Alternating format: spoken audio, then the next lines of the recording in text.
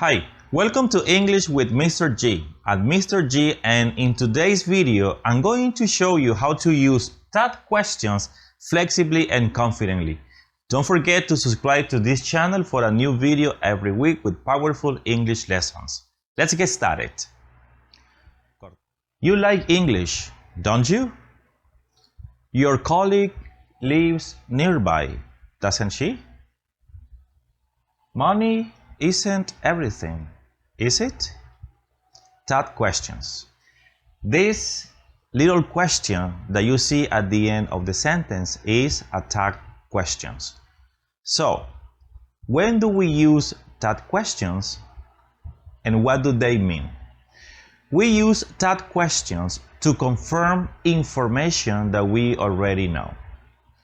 When we use that questions, it's because we want to hear the confirmation from our listener, something that we already know. In the question, you like English, don't you? I know that you like English. I just want to hear it from you.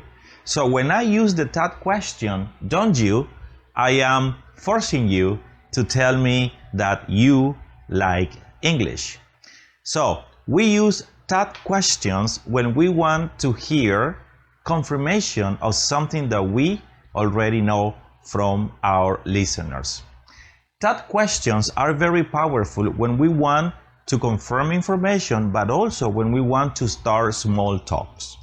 You know, small talks are very introductory conversations that we have with people that we don't know probably, and we just want to talk.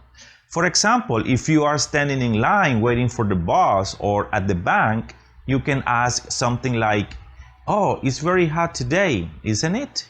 Or you can ask, "The weather is very lovely today, isn't it?"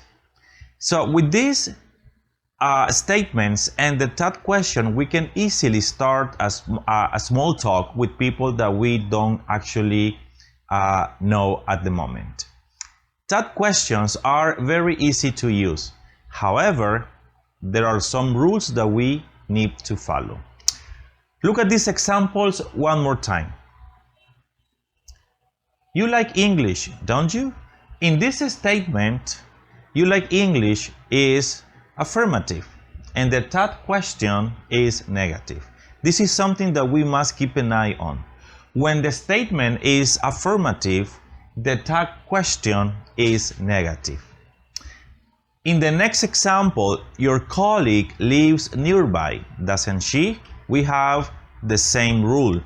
The statement is affirmative and the third question is negative. And we can see the same in the example number 3. Money isn't everything, is it? In this case, we can see that the statement is negative and the third question is affirmative. So what can we say about these rules? When the statement is affirmative, the third question is negative.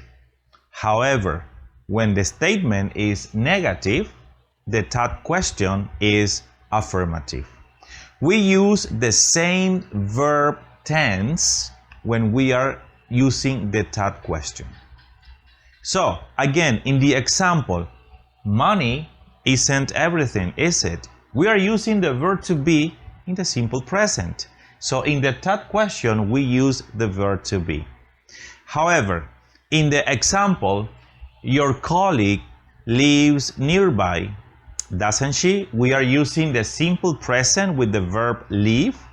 Therefore, we use the auxiliary doesn't in the third question because we are using the simple present.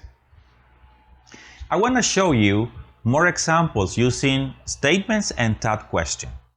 Look at these statements and look at the third questions. Okay, the first statement is the earth isn't flat, is it?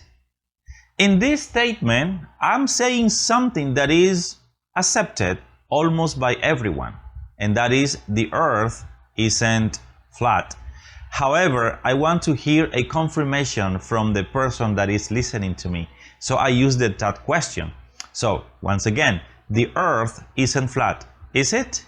Well, most likely the answer I'm gonna get from my listener is no, it isn't, right? Earth isn't flat. Earth is round.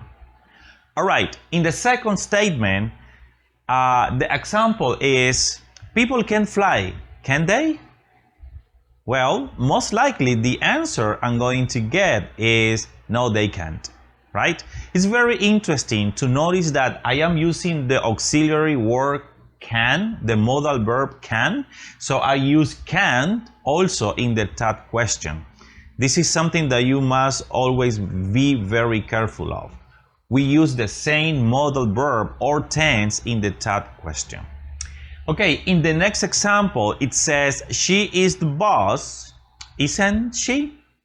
Well, most likely the answer I'm going to get is, well, yes, she is. She is the boss. All right, I am waiting for a confirmation when I use that question. In the next example, it says, the day has 24 hours, doesn't it? Yes, it does, right? I am very sure that people will say to me, yes, it does, because we all know that the day has 24 hours approximately. So the statement, the day has 24 hours, doesn't it? Yes, it does. All right. In the next example, John Lennon was one of the Beatles, wasn't he? Well, yes, he was. That is something that most people know. John Lennon was one of the Beatles, wasn't he? Yes, he was.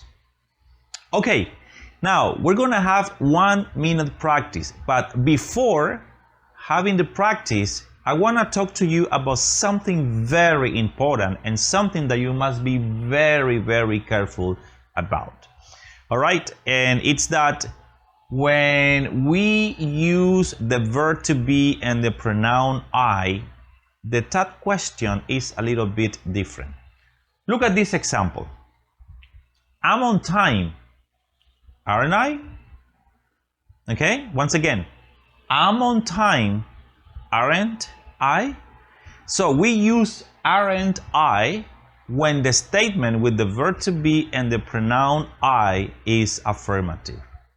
However, when the statement is negative, like in this example, I'm not late, the that question is am I? So once again, I'm not late, am I? When the statement is affirmative with the verb to be and the pronoun I, the that question is aren't I? And when the statement is negative with the verb to be and the pronoun I, the that question is am I? All right, now something very important as well. When we use that questions, we always use pronouns. We never use nouns. That would be very, very incorrect. Look at this example here. And it says, a tiger is a feline, isn't it? We don't say, a tiger is a feline, isn't the tiger? That would be very incorrect. Okay, now we're gonna have the 1 minute practice. Look at these statements. They are incomplete because they don't have the that question. Okay, I'm gonna give you just a moment to think about what the that question would be to complete this statement. Okay, if your answer is doesn't he, you are correct. So the statement is, Peter loves his cat, doesn't he? We use doesn't because the statement is in the simple present and we are using the third person Peter. So the modal verb or the auxiliary that we use is doesn't. Doesn't he is the correct that question because the statement is affirmative. Okay, as I mentioned before, when the statement is affirmative, the that question is negative. All right, let's take a look at the second exercise here. Take a moment and think about what that question we can use to complete this statement. All right, If your answer is am I, you are absolutely correct. So the statement is, I'm not invited to the wedding, am I? Right? Very good. Take a look at one more sentence here. Take a moment and think about the third question that we can use to complete it. Okay, if your answer is didn't we, you are correct. The statement is, we looked everywhere, didn't we? We use didn't because the statement is in the simple present. And because the statement is affirmative, the third question is negative. Therefore, the auxiliary that we use is didn't. All right, one more. Take a look at this statement and think about the third question that we can use to complete it. All right, if your answer is couldn't he, you are absolutely correct. So the statement is, Tom could help you, couldn't he? Once again, we use couldn't because in the main statement, the modal verb that we are using is could, affirmative.